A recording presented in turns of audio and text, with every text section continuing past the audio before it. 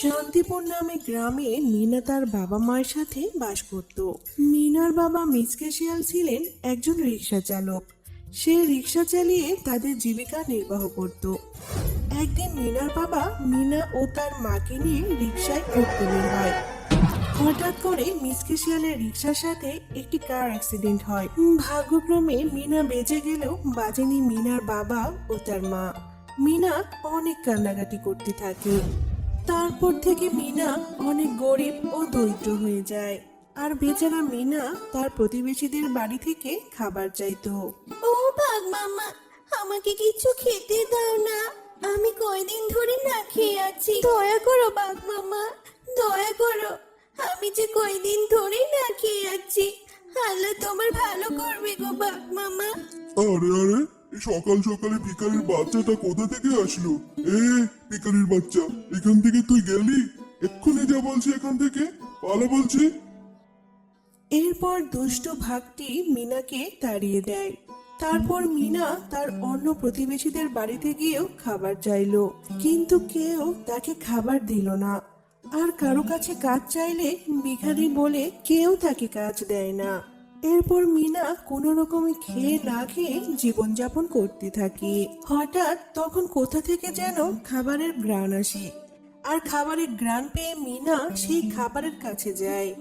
আর লোভ সামলাতে না পেরে চুরি করে খেতে যায়। আর তখনই সেই জায়গায় বাঘিনী চলে আসে আর চিৎকার করে বলতে থাকে, আরে এই ভিখারির বাচ্চা, তুই আমার বাড়িতে খাবার চুরি করতে এসেছিস? দাঁড়া, আমি তোকে এক্ষুনি মজা দেখাচ্ছি।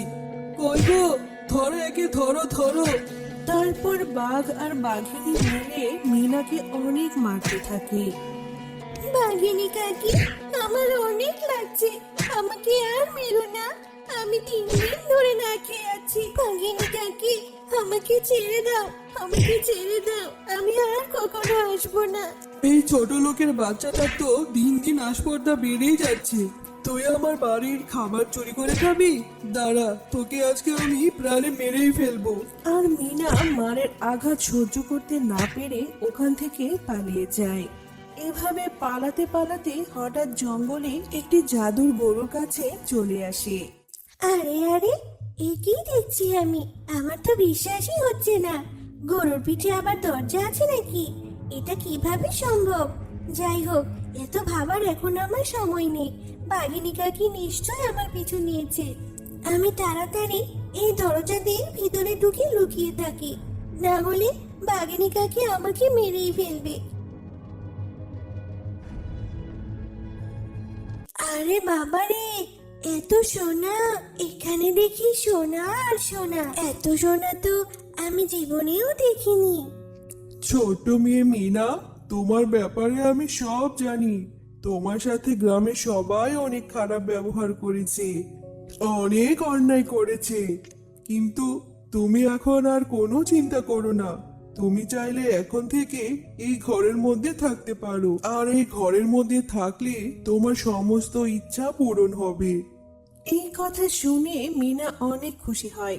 তাই নাকি জাদুর গরু?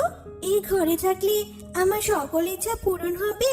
তাহলে তুমি আমাকে আকাশে উড়ে উড়ে আমার বাড়িতে নিয়ে যাও দেখি। মিনার এই কথা শুনে জাদুর গরুটি আকাশে উড়ে উড়ে তার বাড়িতে নিয়ে যায়।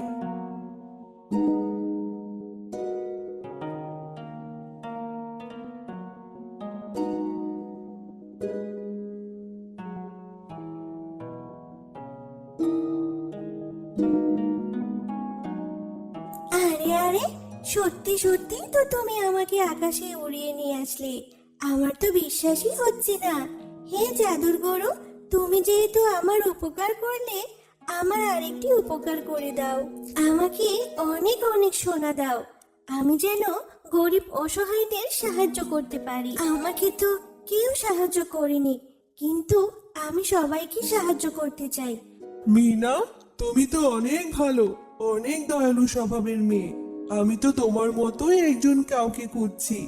যেন তাকে দিয়ে আমার অনেক কাজ করানো যায়, কারণ আমিও চাই গরিব অসহায়দের সাহায্য করতে, আমার সোনা দানা তাদের মাঝে বিলিয়ে দিতে। এই নাও। এই কথা বলে জাদুর গরু তার মুখ দিয়ে অনেক সোনা বের করতে থাকে। যাও ছোট্ট মেয়ে, তুমি এই সব সোনা নিয়ে গরিব অসহায়দের সাহায্য করো। এরপর মিনা সমস্ত সোনা নিয়ে গরিব অসহায়দের সাহায্য করতে থাকে। এইভাবে মিনা প্রতিদিন জাদুর গরুর কাছ থেকে সোনা নিত আর গরিব অসহায়দের মাঝে বিলিয়ে দিত।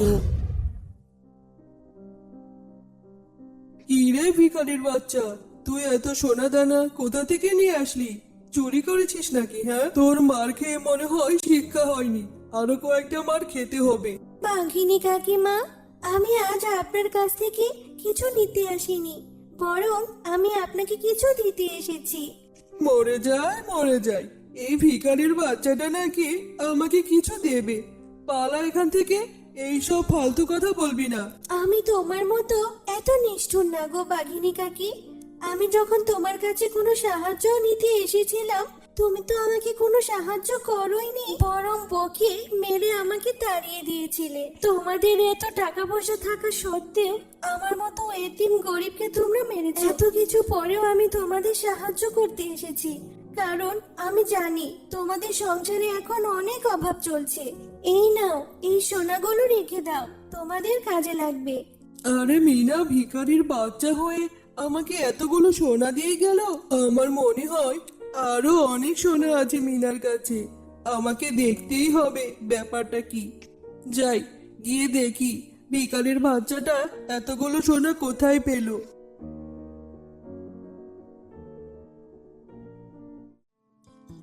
এরপর বাঘিনী মিনাদের ঘরের পাশে এসে দেখে বিশাল বড় এক সোনার গরু মুখ দিয়ে তার সোনা বের করছে। আরে এত বড় সোনার গরু আবার তার মুখ দিয়ে সোনা বের হচ্ছে, আমার তো বিশ্বাসই হচ্ছে না। মনে হচ্ছে এটা সাধারণ কোনো গরু নয়, এটা একটা জাদুর গরু।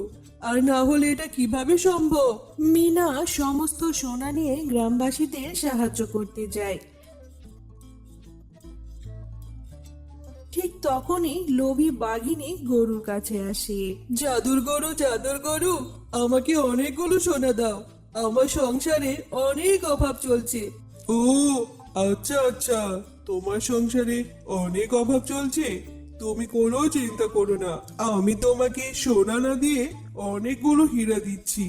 এই হিরে তুমি বাজারে বিক্রি করে অনেক টাকা অর্জন করতে পারবে।